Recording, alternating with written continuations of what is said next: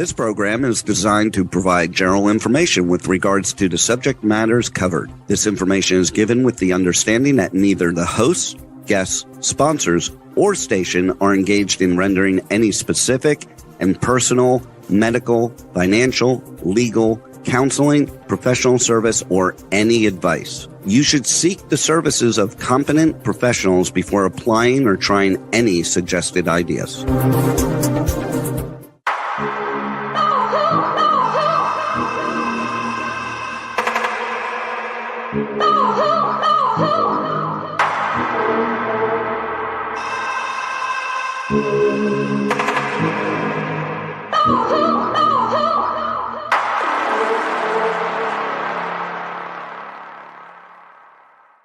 Good morning, true seekers and true crime junkies. Welcome back to another episode of Hit the Road Jack, Finding the Zodiac. Let's welcome Nolan Del Campo to the show. Good morning, everybody. Good morning. How are you doing this fine Friday? I'm doing great. Didn't want it to rain, though, but it's here.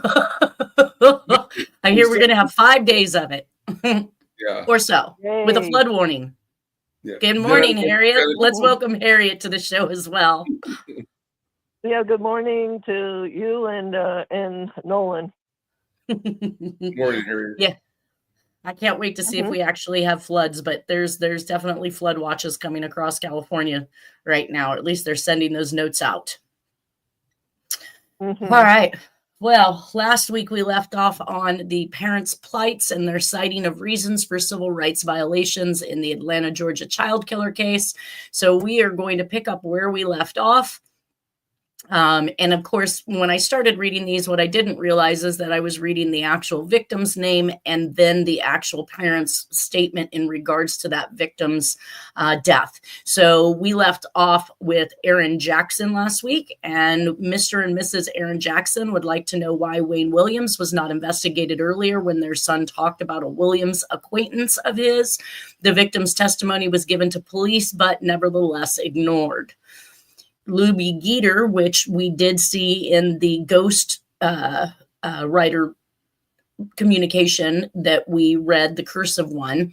Luby is parents, Mrs. Assie Geeter, is disturbed by the informality and indifferent manner in which business is carried out in the homicide division of the Atlanta Police Department.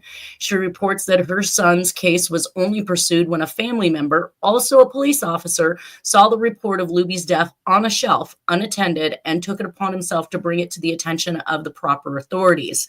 So it's almost if to say they're not investigating these child murders if they're African American, period. They're just basically shelving them. But this one was obviously brought back in by a police officer from the department and brought to the attention of others. Timothy Hill, another victim, his parents, Mrs. Annie Hill, is disturbed by the way that people have smeared the reputations of the children. She desperately wants the closed cases open and brought to trial. In the Christopher Richardson case, Mrs. Selena Cobb is upset because of the blatant racism she experienced with the DeKalb police investigating officer who refused to come inside her home, but rather sent for her and proceeded to investigate the case as she sat in her patrol car. Mrs. Cobb does not believe that the rich white residents of Dunwoody would have been treated in the like manner. In the Patrick Rogers case, his mother says Mrs. Annie Rogers believes that her son's rights were violated because Cobb County closed the case on her son, Patrick, despite the fact that prosecution attorneys during the Wayne Williams trial stated publicly that they were not charging Wayne Williams with the death of Patrick Rogers. Cobb County, however, reported that Cobb do not have another suspect and have decided to close the case. Nolan, did we just close cases when they don't have a suspect? Oh, I've lost you.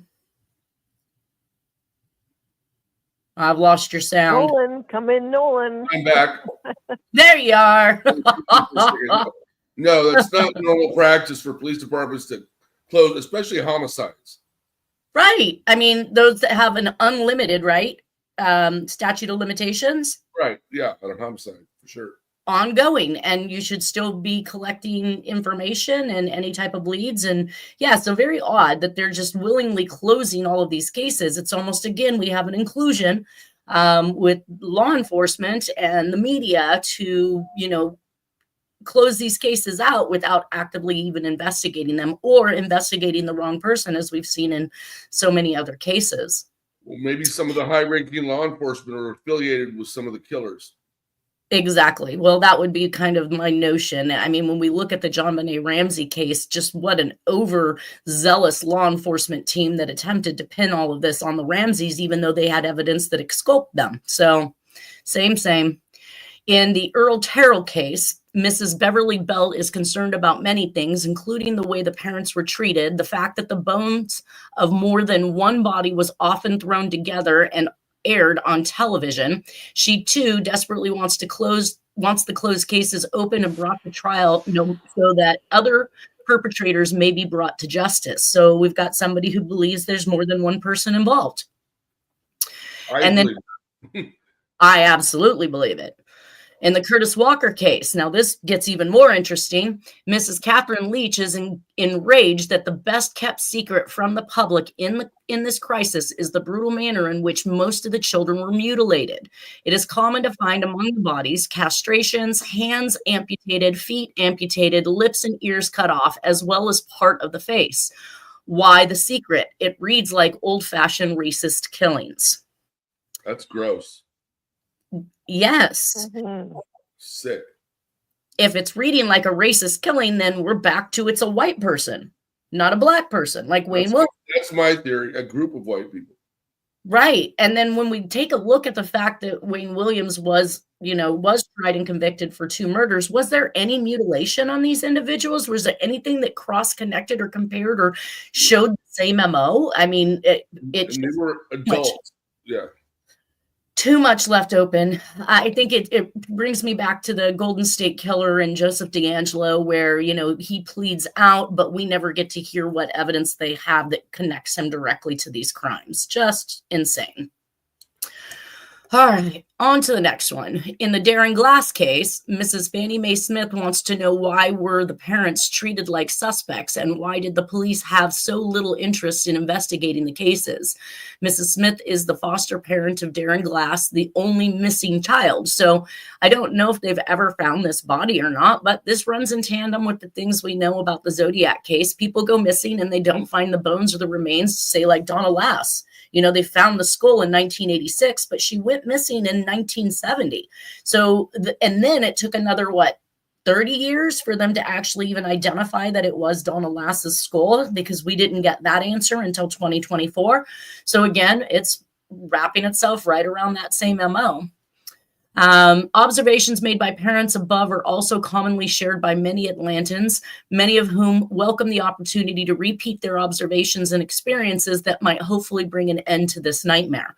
So it sounds to me like all of these people have thrown in their 2 cents. Nobody paid attention to their 2 cents. And there are so many questions that are still left unanswered, with 22 children murdered and no one to answer for. And they just decided to close the cases.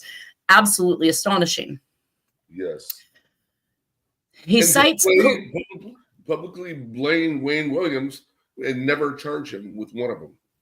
Exactly. That's again like what they were doing in the whole John Ramsey case. Let's accuse, but we never put forth any evidence. And while John Ramsey's being vilified in the media and attacked by law enforcement, his financial status is decimated by this. His business is sold for pennies on the dollar. And for what? In the end, for us to find out that they had known as early as January of 1997 that the DNA cleared him and his family, just blows my mind. Yeah. Well, the representative also cites police indifference. Parents contend that the establishment of the special task force was a much delayed reaction. They report that only after 5 of the children's death in the face of constant cries for a special investigation was a special task force set up to handle the cases. They could not understand the obvious limited value that was being placed on the investigating such a terrible string of murders of their children. They are now enraged at the sharp contrast that has appeared with the recent attempted murders of Atlanta lawyer Hirsch Friedman. Does anybody know who Hirsch Friedman is? I don't. I heard of him, but I think he's a civil rights lawyer. Oh, so somebody that was maybe... I think, but I'm not sure. I think he's connected to Martin Luther King's side. I'm trying to remember all this because I did a lot of crash course reading. So right. It's a lot to take in. Mm-hmm. So it goes on to say, within 48 hours after the attempt on this white citizen's life, a task force was established to investigate it. Even the FBI announced within 72 hours after the attempt that they would officially enter the investigating citing or investigating. Yeah, they mistyped this. The investigating citing that their intervention was because of a possible violation of Friedman's civil rights. Wow. So be white. Civil rights. Yeah. Right. Well, they See tried to close kill him. That's kind of a violation. What's that? They tried to kill him. That's kind of a violation of his rights. Yep. The question, yeah, the right to breathe air. The questions now on the parents' minds, and certainly valid ones. Number one, were our dead Black children from Atlanta's ghettos subject to the same equal rights of the law as an influential white male lawyer from Atlanta's affluent north side? And number two, had the children been white, would the establishment of the task force taken place much quicker? I, too, am bewildered and at a loss to understand the difference in the treatment in the two cases. Is it because of color? Conclusion from the representative. Mr. Reynolds, the case of Atlanta's missing and murdered children is one of the most heinous and bizarre crimes ever committed in the country and indeed the world. Because of it, even the closure of the cases is one of the most talked about subjects in the city of Atlanta. The evidence presented above would provoke the question in the mind of any constitutional lawyer as to the violation of the civil rights of these young Black children. Further, it is strongly suggested that a person or persons still running free were responsible for some of these children's death. So, again, alluding to a group as a possibility, and it definitely seems, even though we had a couple parents who were convinced, and rightfully so. I mean, when law enforcement and media attack a person like Wayne Williams, it's easy to get convinced that he's your perpetrator.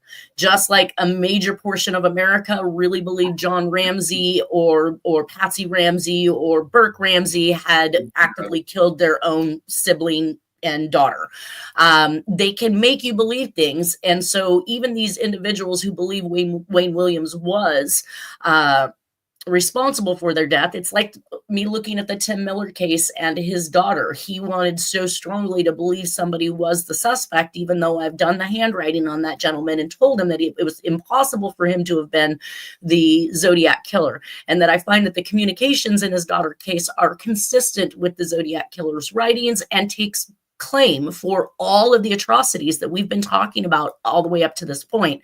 But it didn't stop him from continuing to believe that this individual was responsible for his daughter's death, to the extent of taking out a civil lawsuit against him and winning some godly amount that this individual is never going to be able to pay back.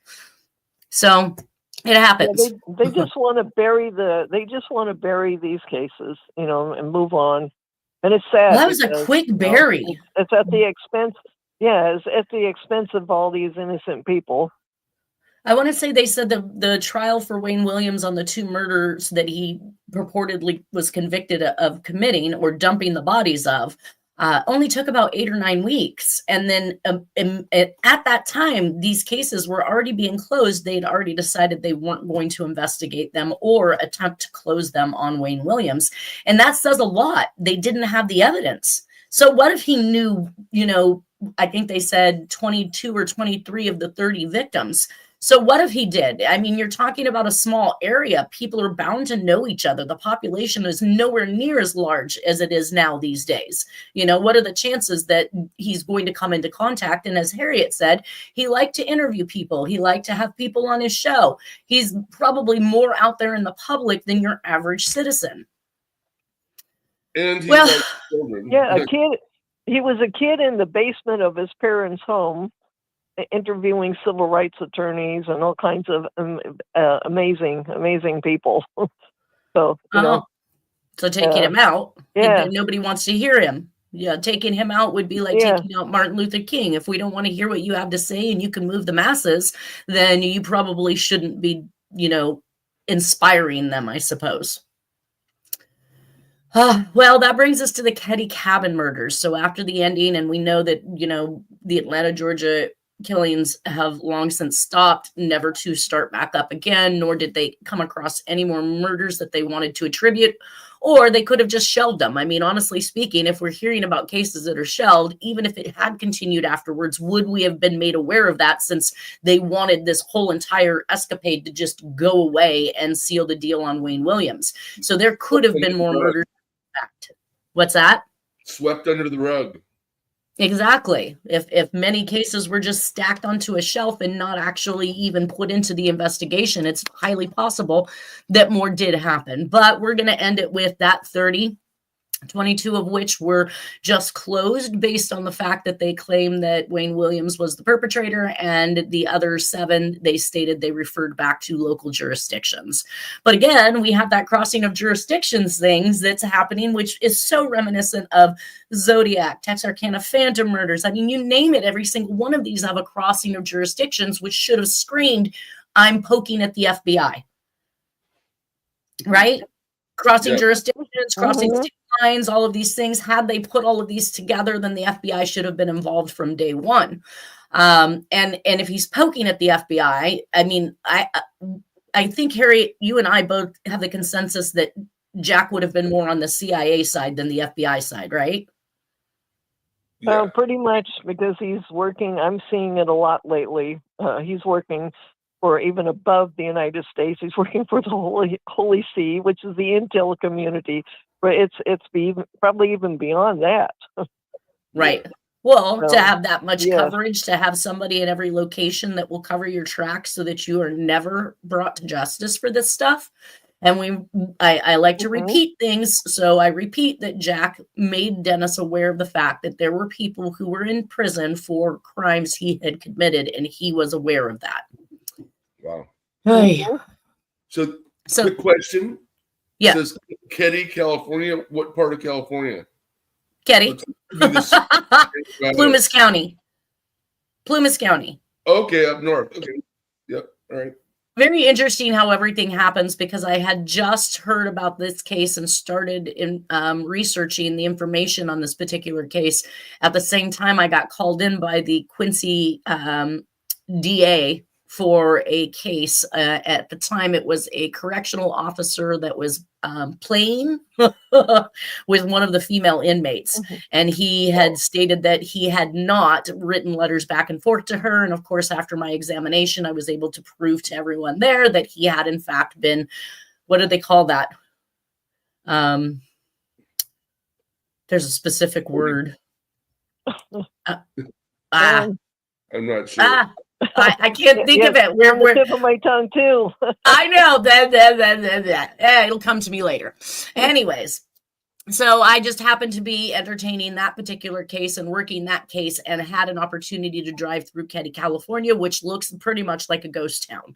So at one point in time, there was, I'm going to say, a small population. It seemed like it was in the thousands. By the time this murder occurred, literally all but 60 people had moved out of the area based on these murders occurring.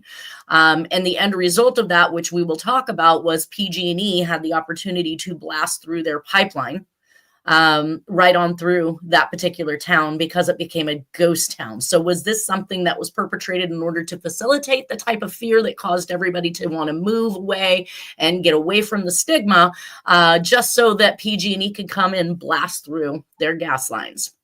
So I'm going to give you some background on this case. Go ahead. I'll just, I have a story to tell about the Keddy Cabin murders. Dennis Kaufman and I, if we're going to go up there. But anyways, you keep going. No, go ahead. No, tell us.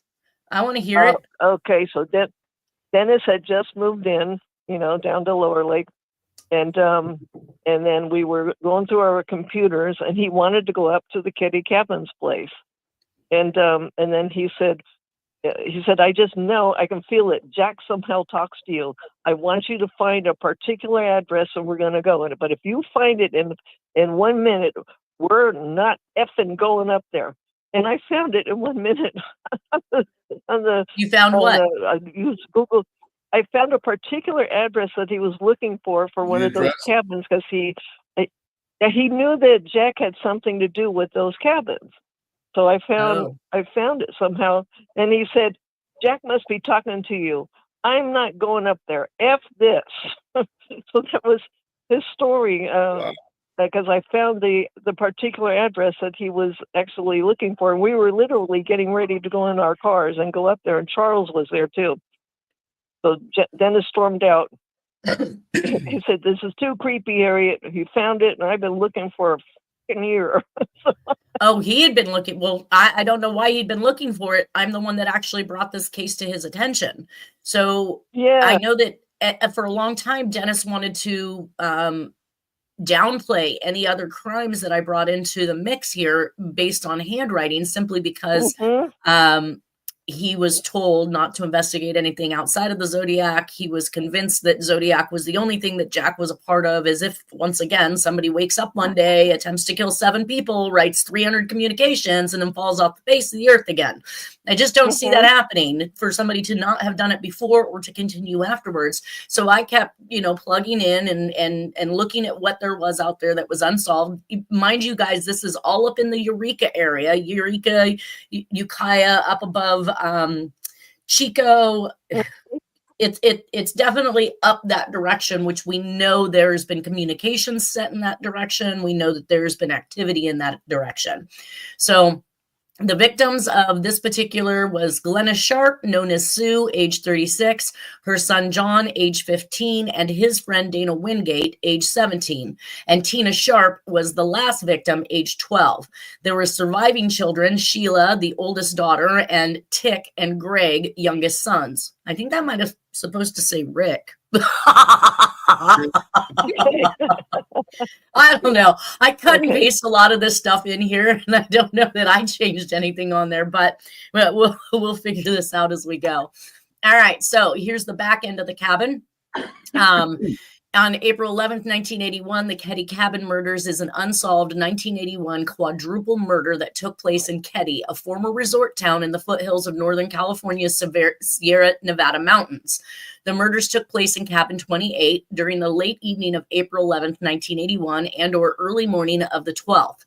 Sue's oldest daughter, Sheila, had stayed with next-door neighbors in cabin 29 that night, and Rick discovered the murders the morning of April 12th.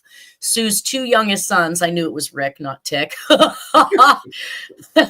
Rick and Greg and their friend Justin Smart, who were having a sleepover at cabin 28 that night, were found uninjured in the boys' bedroom that morning. And this is where things get extremely interesting, because the crime scene inside of this living room where these individuals died was absolutely just like one of those Manson murders, the LaBianca Tate, I mean, there was blood on the walls there. They've used, there's multiple hammers, multiple knives. I mean, all the signs of more than one person coming in and completing this attack. See. No arrests have been made. Different floor? What's that? Were the boys on a different floor? It just says in the back bedroom, found uninjured in the boys' bedroom that morning. It doesn't really indicate what bedroom was the actual boys. Did they ever find out if they heard anything? Well, we're going to get into that with the information that I researched, but even that's kind of wishy-washy and back and forth. Let's see. The cabin in which the murders took place was demolished in 2004. John Sharp and Dana Wingate seen hitchhiking from Quincy to Keddie to Keddie. Glenna, Sue Sharp, John, and Dana in the living room were bound with medical tape. Okay, so I'm going to stop back there where we saw the hitchhiking part, because that brings us back to kind of the Santa Rosa hitchhiker murders. We've got these hitchhikers that are being picked up, they're being murdered, and then they're being, tossed over the sides. So the one of the plausible theories is the person who gave them this ride. And I believed at one point in time that I read the information that stated that John and Dana had seen partially cut ropes in the trunk of the individual's car. So I'm not sure if I have found that again yet. Maybe in some of the paper files I have versus what I've gotten to the presentation. But I very much so remember hearing about that or reading that. So Glenna Sue Sharp, John even said that. What's that? Dennis said that when I believe Dennis said something about that he saw stuff in the trunk in the car when he was a kid around the Donna last disappearance. Dennis did? Yeah, he said he remembered something about a body in the car and then the cut up and stuff in the trunk, but he said nobody listened to him, but I'm definitely believing him now, all the stuff that I'm decoding. Yeah, so. Right. Anyways, yeah. Well, I don't see that any rope was used in this. It looks like bound with medical tape and an electrical appliance wire and bludgeoned with a claw hammer. Tina Sharp was missing from the cabin when they showed up. She was later found, however, bludgeoned. So Sue and John was stabbed repeatedly and once each in the throat. Dana was manually strangled and bludgeoned with a different object. An expensive steak knife had been used with such force that it bent the knife approximately 25 degrees. I made a note that was definitely some of the same type of hatred we saw in the Sherry Jo Bates case and the Frances Brown murder and the lipstick killings. Also, the Poway murder weapon described as a meat knife sold at a local butcher was kind of in this realm of this expensive steak knife. Now, they're living in pretty much a rundown cabin in the middle of nowhere. I mean, how expensive could her steak knives be? I don't know. I just makes me wonder, but they're calling it an expensive knife. Okay. The ex-husband of James Sharp, Sue's ex-husband is named James Sharp. He was divorced from her in Connecticut, and she moved to Keddie 1 year previous to this particular murder. Wow. So the final victim, Sue's daughter, Tina Sharp, at age 12, was missing when the crime was discovered, and part of her skull was recovered in 1984 in Feather Falls in Butte County. That's a great distance, you guys. I did a map quest, if you can see here on the PowerPoint presentation. A very good distance. It does not show any back roads in order for them to have traveled this direction. I also contemplated what would the chances of animals actually, dragging the skull down that far. I mean, anything I suppose is possible in the wild. But that does seem like a great distance. And of course, it brings it all the way back down into, let's see, I guess I don't have down that far, but more down towards our area, moving away from the Plumas County area. So It says the area where the remains were found is reportedly very difficult to find. It's a spot called Camp 18, roughly 5 miles from Feather Falls. This has led to some speculation that the bottle hunter was tipped off somehow into discovering the Tina's remains, although there is no evidence for this. It's entirely possible that someone did tip the discoverer off, but we just don't have enough evidence to prove it currently.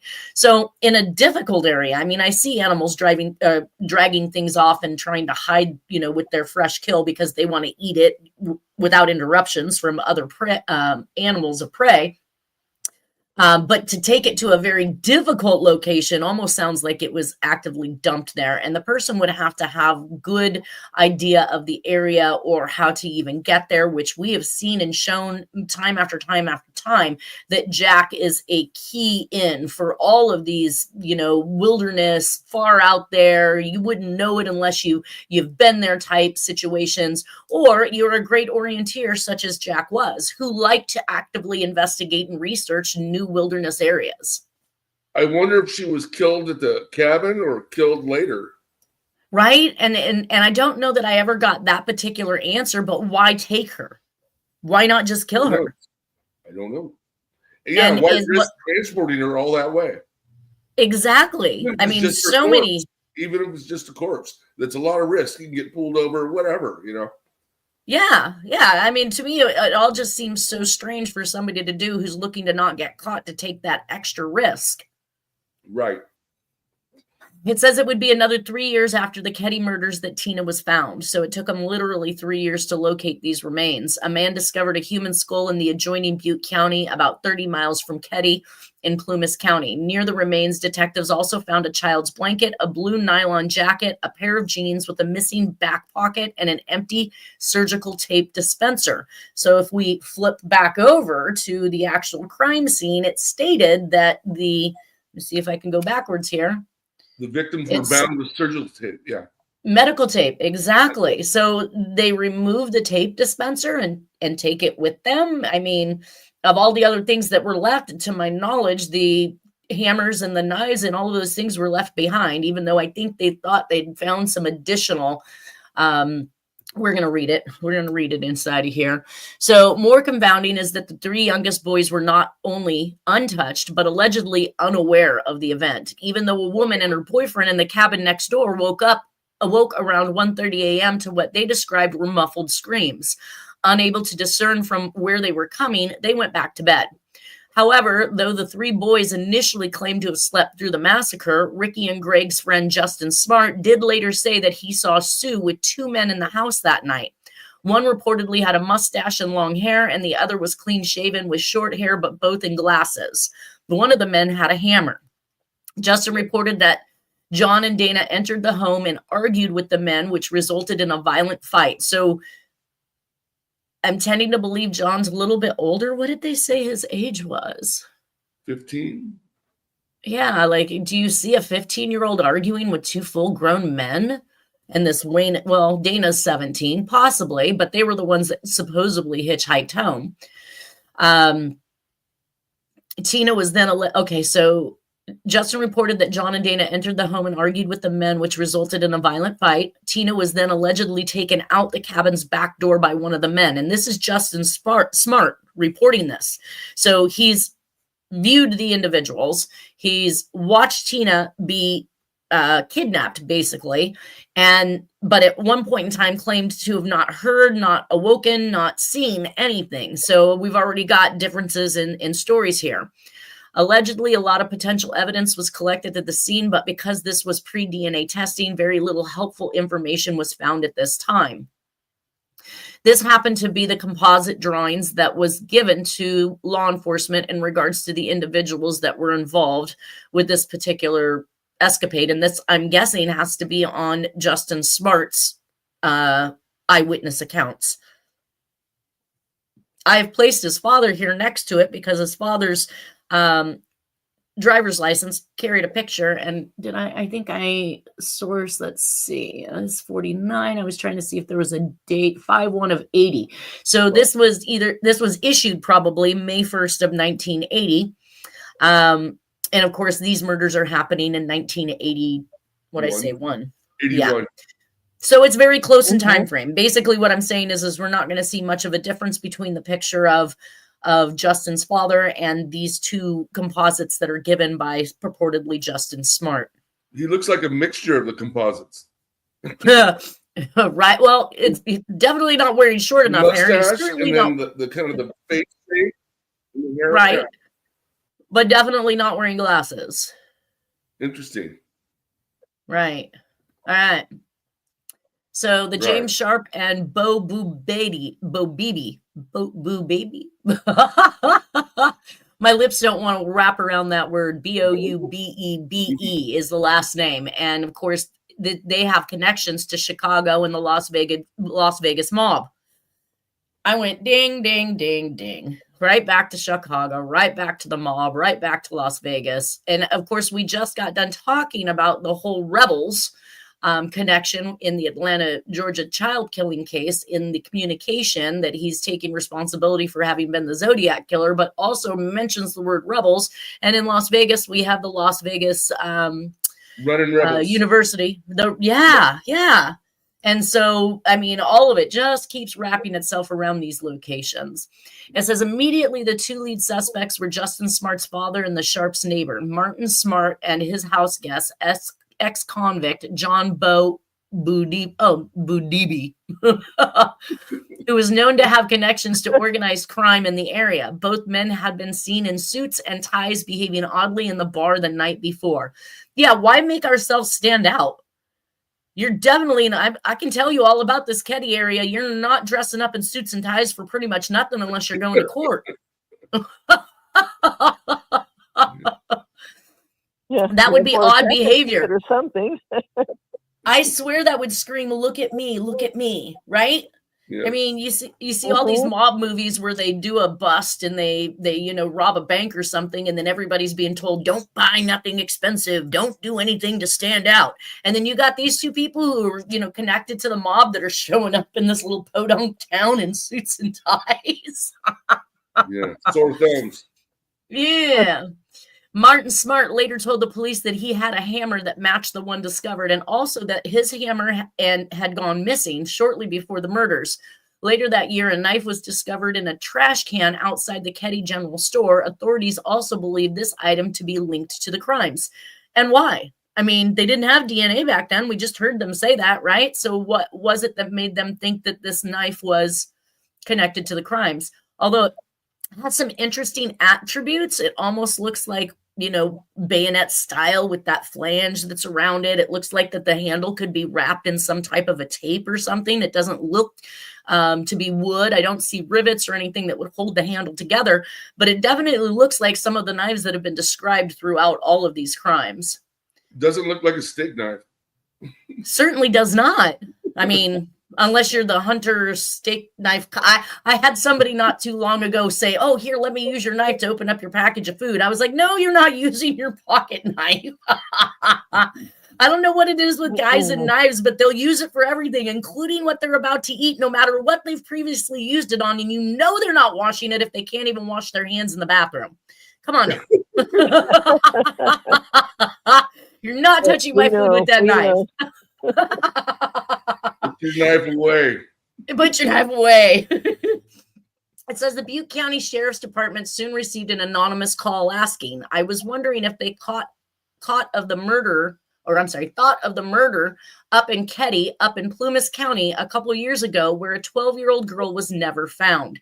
So they get this anonymous call where the person says, I wonder if they thought about this.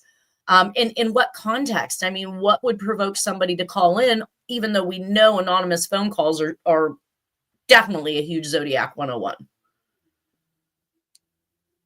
Yep. Don't know why they would want to dredge it back up. Ones. Yeah. Right. So this is before they found the body. Ones. I would guess that this is before they found the body for sure.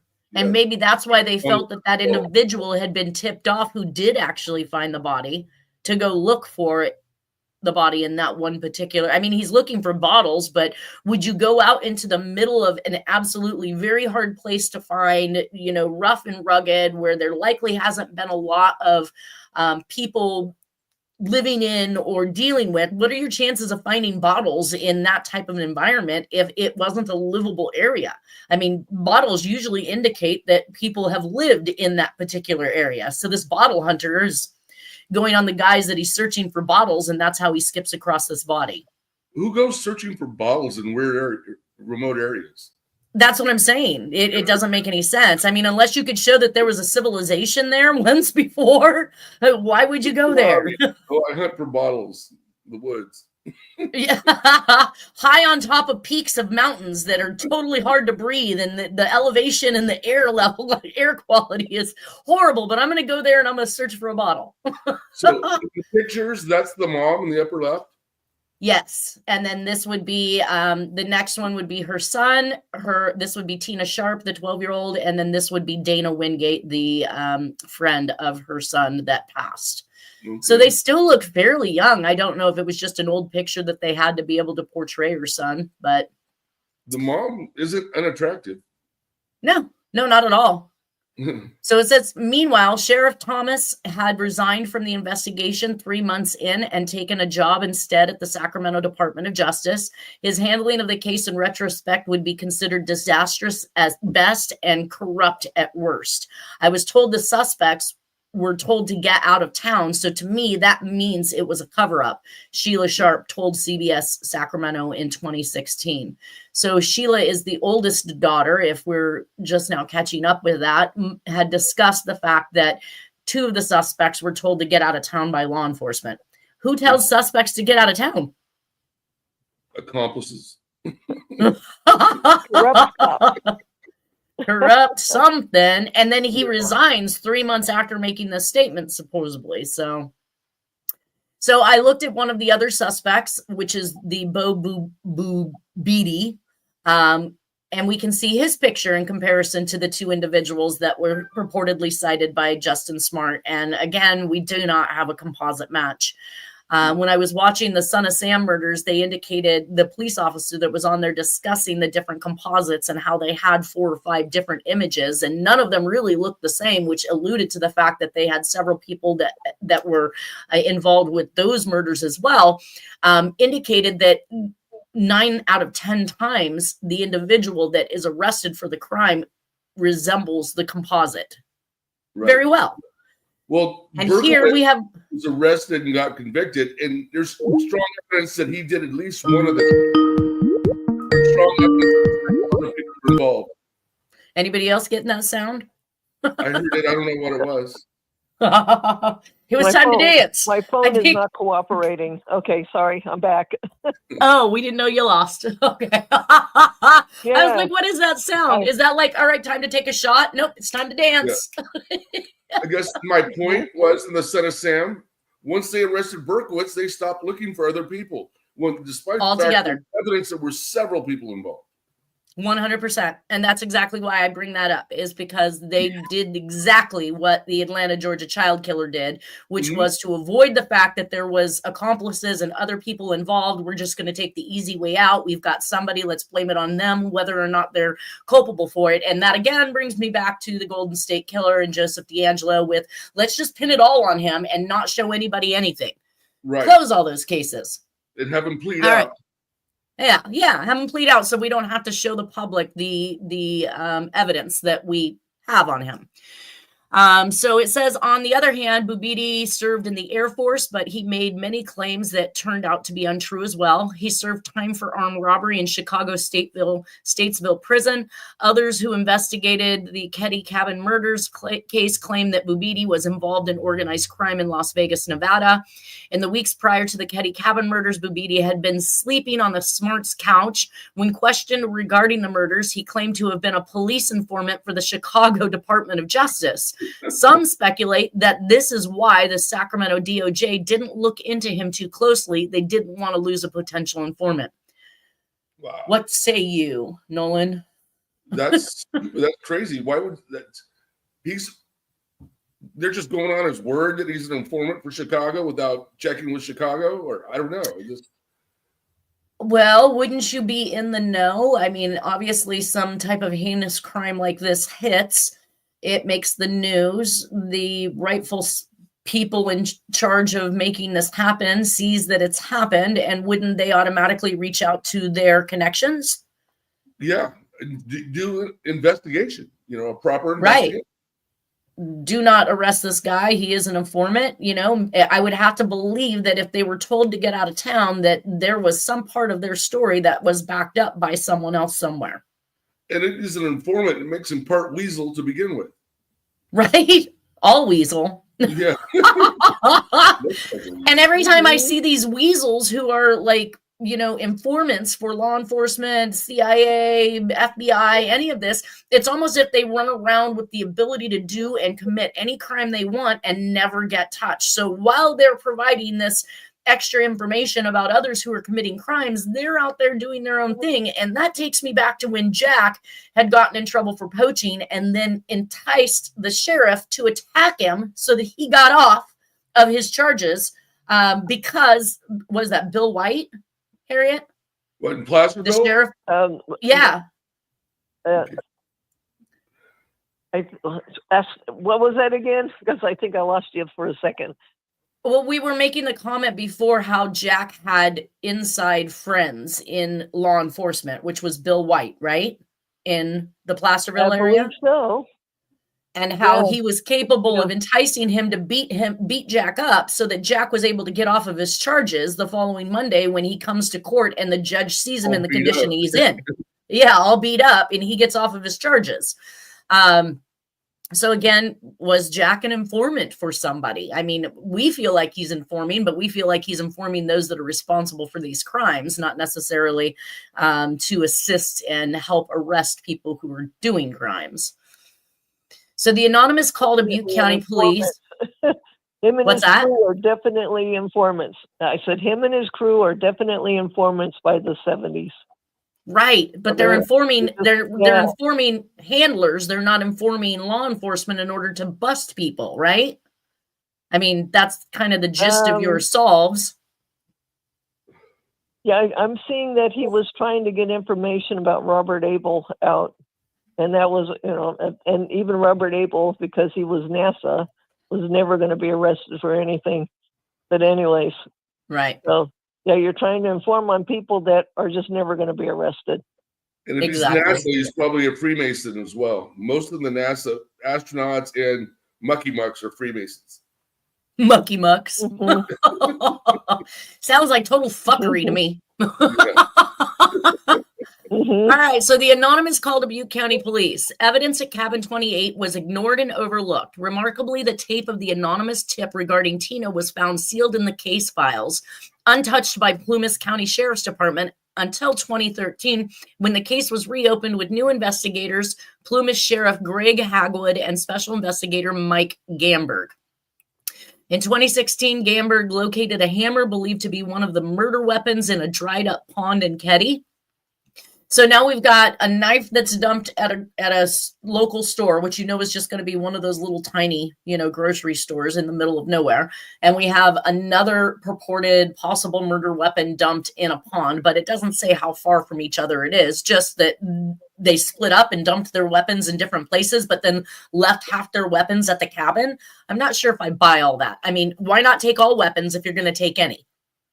Yeah. Makes sense. If you're going to leave any, why take any? Further, it came to light that Marilyn Smart, Marty's wife and mother of Justin, had left her husband on the day of the murder discovery. Afterwards, she provided Plumas County Sheriff's Department with a handwritten letter sent to her and signed by her estranged husband. It read, "I've paid the price of your love, and now that I've bought it with 4 people's lives, you tell me we are through. Great. What else do you want?" Almost as if to say that this was some type of confession to having killed the 4 people, but for her love. And he then killed them before she made it known she was going to leave him. I mean, something doesn't really add up there. Yeah, extremely. It says this letter was not treated as a confession, nor was it followed up on at the time, even though Marilyn admitted in a 2008 documentary that she thought her husband and his friend Bo was responsible. Sheriff Doug Thomas contradicted this and stated that Martin had successfully passed a polygraph test. It was later confirmed that Martin was close with this sheriff. So now we have somebody close with law enforcement again. In 2016, I have family in law enforcement and I'm not even close with them. Law enforcement doesn't get close with anybody. In 2016, Mike Gamberg met with a counselor at Reno Veterans Administration. The anonymous counselor told him that in May of 1981, Martin Smart had confessed to killing Sue and Tina Sharp. "I killed the woman and her daughter, but I didn't have anything to do with the boys." He purportedly told the counselor, when the DOJ was alerted to this confession in 1981, they say they dismissed it as hearsay. What? It's like, we're just going to keep kicking the information and the evidence. So he said he didn't kill the girl? Or he said he killed the mother and the daughter, but then that means he's the one that took her all the way, the child all the way to wherever the body was dumped. He said he killed the woman and her daughter, but I didn't have anything to do with the boys. Well, so he's admitting more than one person. Right, more than one person. I was watching the news and they were talking about the girl found at Feather Falls. I was just wondering if you thought of the murder up in Keddie, in Plumas County a couple years ago, where a 12-year-old girl was never found. So this is the actual statement that the caller, the anonymous caller, had made. when he said, I was watching the news and they were talking about the girl found at Feather Falls. I was just wondering if you thought of the murder up in Keddie in Plumas County a couple years ago where a 12-year-old girl was never found. So this could very well have been an anonymous person who is collectively putting things together. We're doing it ourselves. So why wouldn't it be too strange that somebody else who is following the cases and the happenstances up in this area to have put the 2 and 2 together? But it doesn't state. So obviously this anonymous call must have come in after she was located, because it's stating they found the girl at Feather Falls. Right. So it wasn't it. Yeah. And the information is confusing when you're reading other people's takes on this, when it says soon after, the police received this, anonymous call. That obviously wasn't soon after the murder. It was soon after the finding of the remains in Feather Falls. I think it's more than coincidence, though, because Feather Falls is, like you said, or showed up, on the screen. It's quite a distance from. It is. I didn't realize we were pretty much at our last couple seconds here, and I have to cut everybody off. But really quick, everyone, say goodbye. Have a great weekend. Thank you guys for being here once again. I hope we move through this quickly, and we'll see you all next Friday. Thank you, Harriet and Nolan. Bye-bye. Bye-bye. See you next week.